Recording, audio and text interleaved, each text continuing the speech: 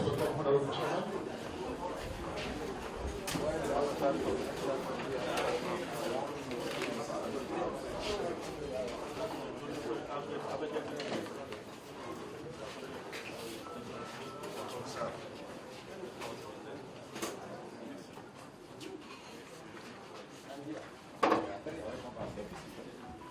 are you?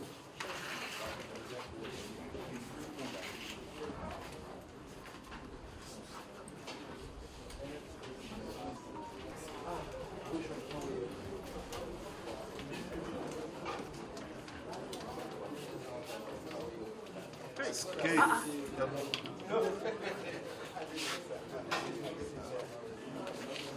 Abuju, Eka. How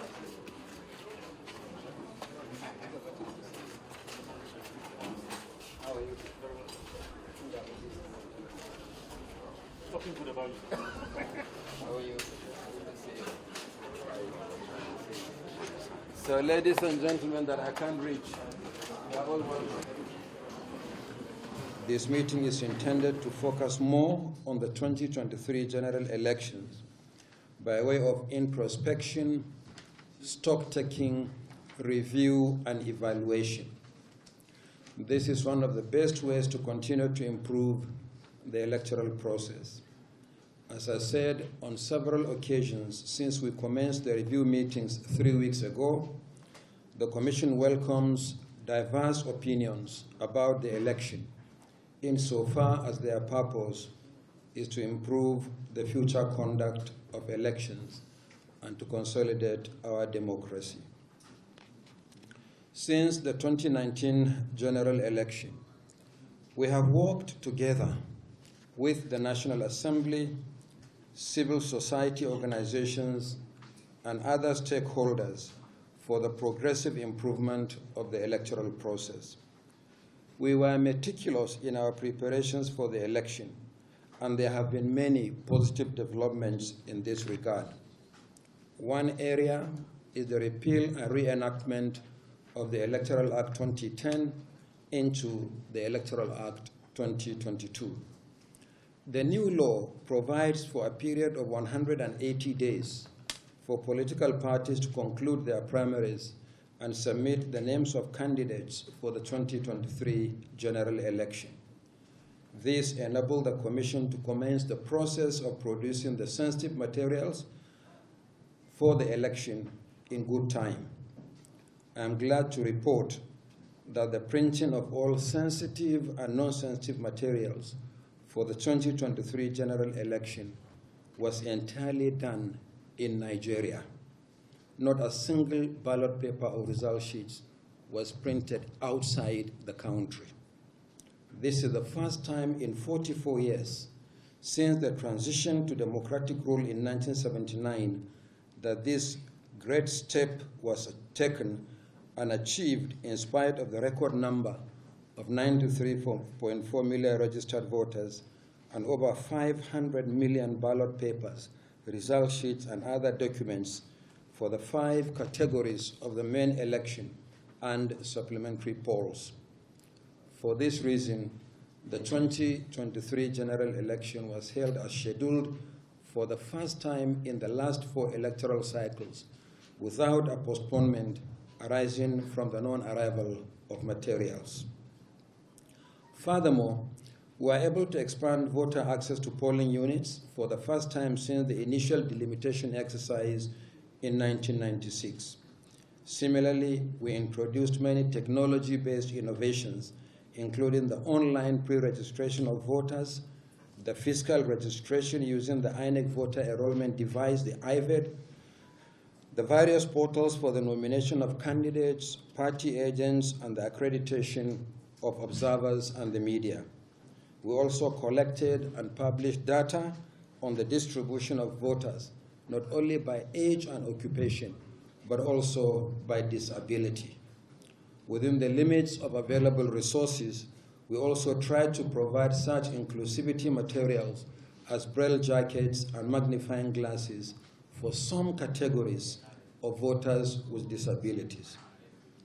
Nevertheless, as we are aware, there are many challenges encountered before and during the elections.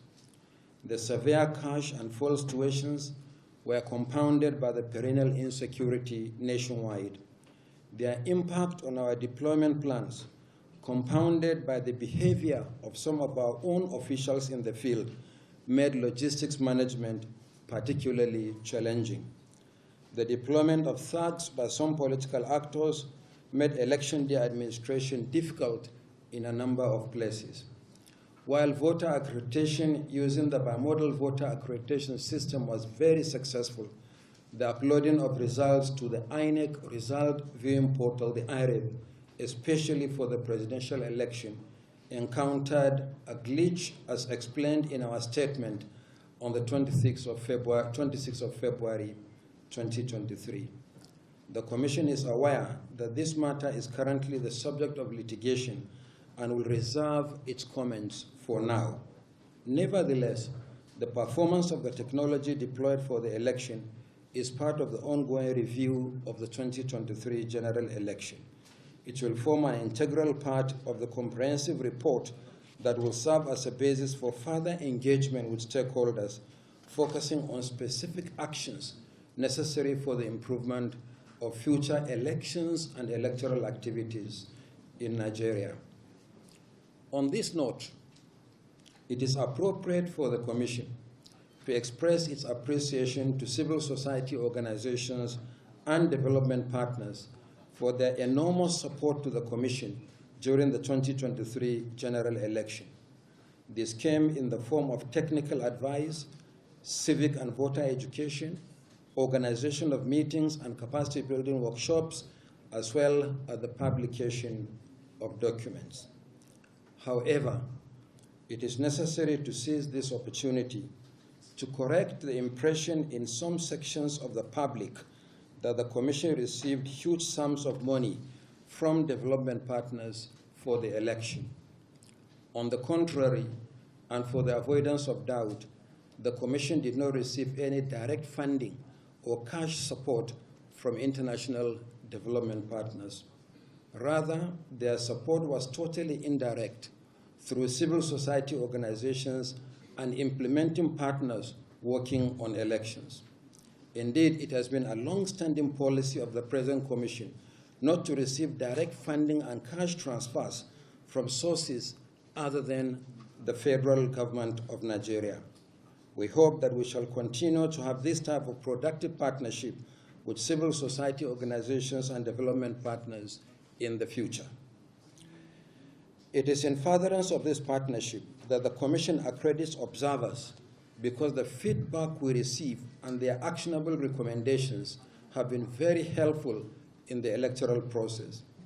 For the 2023 general election, the Commission received 538 requests, 504 domestic and 34 foreign, for accreditation as observers.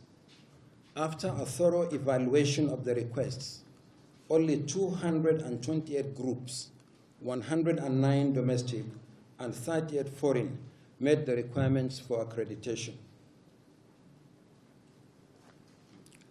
However, so far, only 67 observer groups, 62 domestic and 5 foreign, have submitted their observation reports, which represents just about 30% of the accredited groups for the election. We urge all observer groups that are yet to submit their reports to do so in earnest.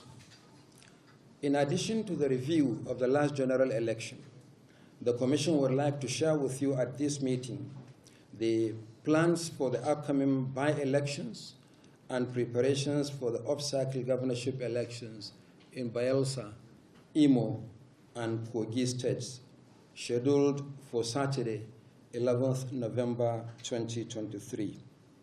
Once again, it is my pleasure to welcome you all to this meeting, and we look forward to a robust engagement. I thank you and God bless you. In the Chairman's speech, you acknowledged that the election, even though we had a lot of progress that was made, there were lapses. And this has always been in the tradition of the Commission in engaging civil society. We acknowledge the fact that technology played a great role in the 2023 election. We also acknowledge that some of the lapses that we saw in the 2023 election were also because of technology.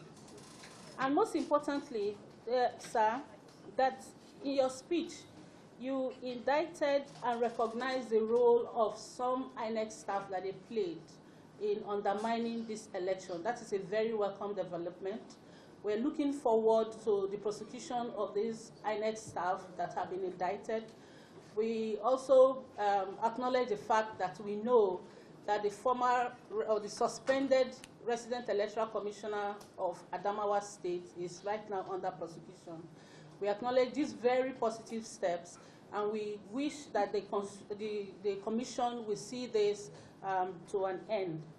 In preparing for the 2023 election, I want to also use this opportunity to commend my colleagues, civil society, for the role that they played in working with INEC and other stakeholders and the turnout of the election that we had. We're hoping that this meeting will be a meeting where we all have the opportunity to speak very objectively to the issues and return that feedback from INEC. I know, sir, that in your statement you had mentioned that the issue of IREV, I know that is still in court, and it's something that you want to suspend comment on. But within the purview of what will not be indicated in the courts, we hope that you can throw more light to us on why the IREV didn't really work the way it was supposed to work in the presidential election. And also to note that out of 228 observer groups, this is not very good for us from civil society. Only 67 observer groups have sent in their reports. And we encourage my colleagues that we try as much as possible the effort that we put into applying for accreditation. We should also make that effort to ensure that we send in our reports. Because over the years, I have noticed that the recommendations that we put into our reports are taken on by INEC. And this has brought about some of the reforms we have seen in our electoral process. So 30% out of 228 observer groups that have submitted their report, it's not a good outing for civil society.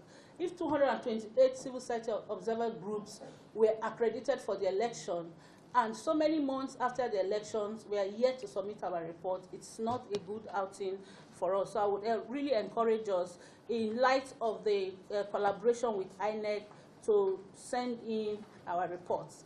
Finally, sir, we also acknowledge the role that the political class have continuously played in undermining our electoral processes. And we hope that someday we can have a meeting, INEC, political class in the room, and civil society in the room, sketching out all of these things. We commend the 2023 election for the technological innovations, and like I said earlier, sir, I want to also insist or reiterate the fact that we truly need to know what happened with IREV for the presidential election without really going into what is already in the court.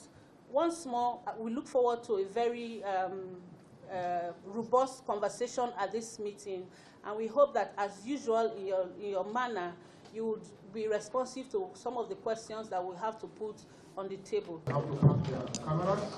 Madam, hold your phone. 3 minutes.